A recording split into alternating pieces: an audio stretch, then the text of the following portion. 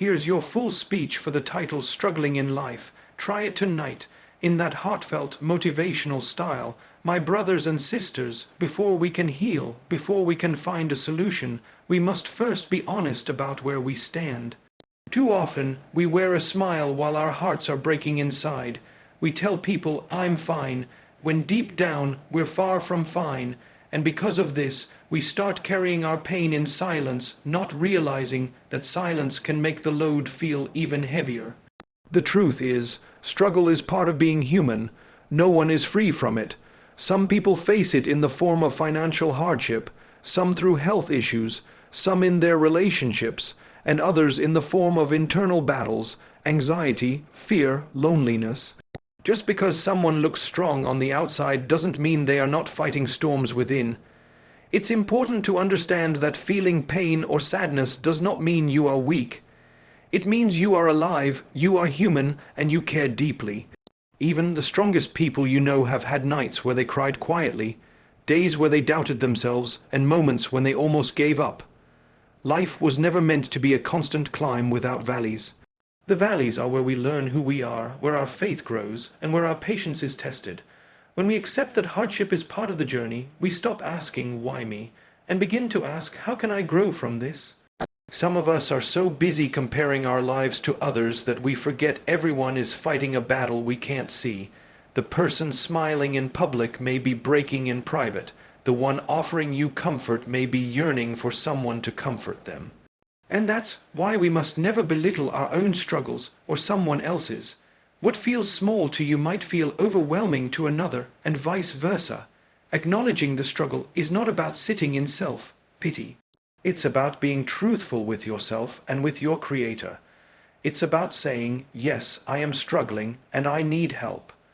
Because the moment you accept the reality of your situation, you open the door to seeking the strength you need to face it. The power of a quiet night. There is something extraordinary about the night.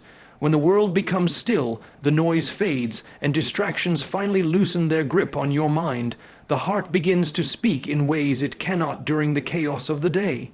In the day, you are pulled in 100 directions, phone calls, messages, responsibilities, expectations. But at night, when everyone else is asleep, you find a kind of calm that feels almost sacred. It's not just the absence of noise, it's the space it creates for you to think, to feel, and to reconnect with yourself. The quiet of the night has a way of amplifying truth. In that silence, you can hear your own thoughts without them being drowned out. You notice emotions you've been pushing aside. You see more clearly the things you've been avoiding.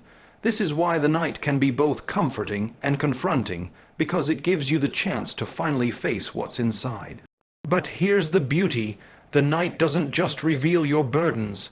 It also offers you a safe place to lay them down. It's as though the stillness is inviting you to release the weight you've been carrying all day. No interruptions, no judgment, just you, your thoughts, and the one who is always listening. Throughout history, countless hearts have found their turning point in the quiet hours. Tears that couldn't fall in the daylight rolled freely at night. Prayers that felt rushed during the day became deep and unhurried. Reflections that seemed impossible before suddenly made sense. There's a depth to the night that reminds you you're never truly alone. And if you use this time well, it can become the most powerful part of your day, a time when healing begins, clarity grows, and strength returns to your soul. In the quiet moments of the night, there is an open invitation, an opportunity to connect with the one who knows you better than you know yourself. The one who saw every tear you hid, who understood every thought you couldn't put into words, who has never left you, even when you felt lost.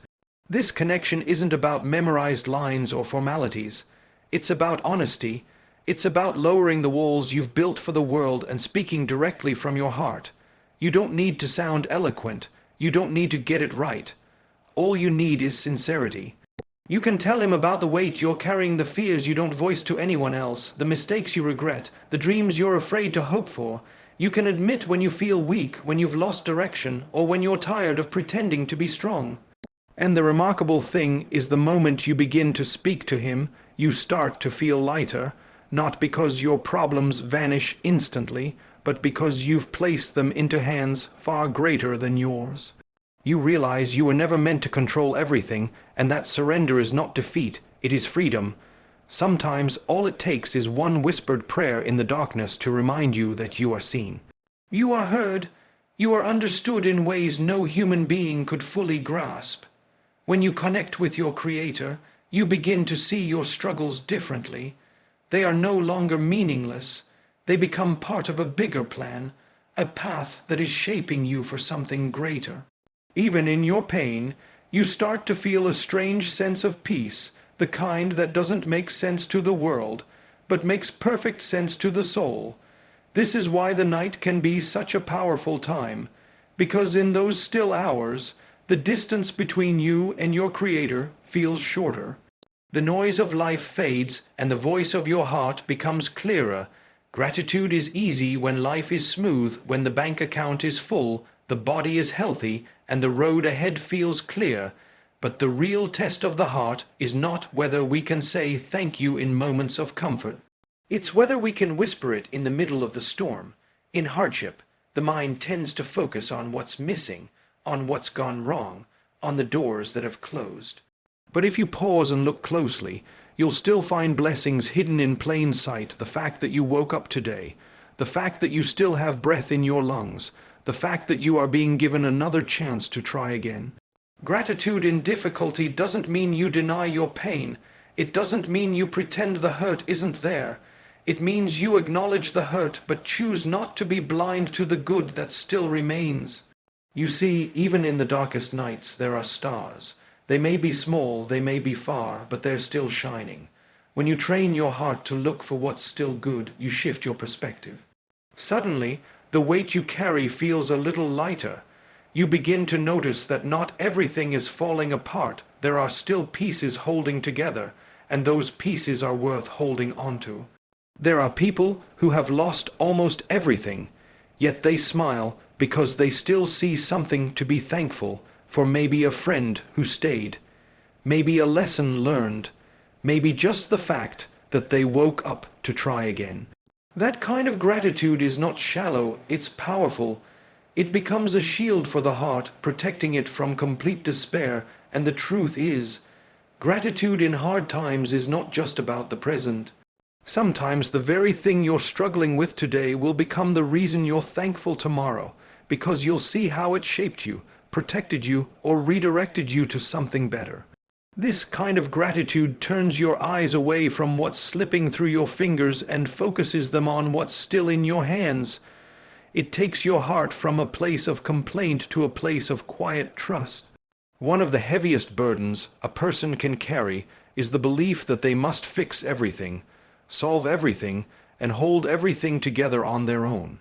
We cling so tightly to outcomes, to people, to situations, thinking that if we just try harder, if we just worry enough, somehow everything will bend to our will. But life has a way of teaching us, sometimes painfully, that not everything is within our hands. There are moments when you've done all you can, you've spoken every word you could speak, taken every step you could take, given every effort you could give, and yet the situation refuses to move the way you hoped. In those moments, the struggle isn't just with the challenge itself, it's with the fear of releasing it. Letting go is not weakness. It's not about giving up.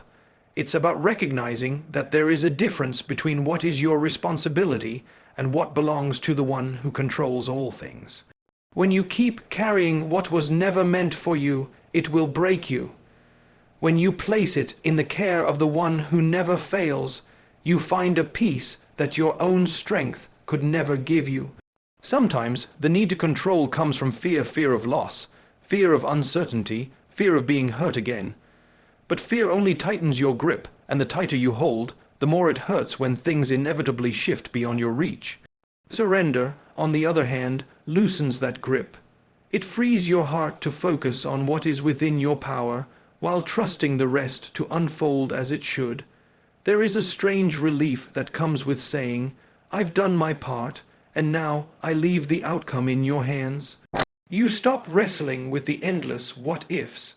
You stop exhausting yourself over doors that will not open, and slowly You realize that your worth was never tied to how much you could control, but to how much you could trust. And as you begin to release what you cannot change, your eyes start to notice the path ahead, the one you can walk, the steps you can take, the small but real progress that's still possible. When life feels overwhelming, the idea of fixing everything at once can paralyze you. You look at the mountain ahead, and it seems impossible. You think about all the problems, all the changes you need to make, all the work waiting for you, and the weight of it makes you want to do nothing at all. But here's the truth. Big transformations rarely happen in one leap. They begin with one small, deliberate step, just one, and often that single step is enough to break the cycle of despair. Maybe that step is as simple as making your bed tomorrow morning. Maybe it's picking up the phone and sending a message you've been avoiding. Maybe it's drinking a glass of water instead of skipping another meal. These things might seem small, almost insignificant, but they carry a quiet power because each one is proof to yourself that you can move forward even in small ways. You don't have to see the whole road right now. You just need to see the next stone in front of you, and once you step on that, you'll see the next and then the next.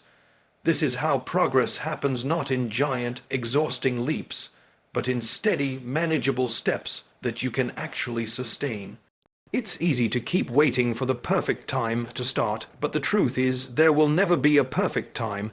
The perfect moment is the one you choose to begin, and the sooner you start, the sooner momentum will start working in your favor. Even if you fall back tomorrow, even if you make mistakes again, that one step you took today still counts. It still matters. It's still a victory over the voice inside you that said, "It's not worth it."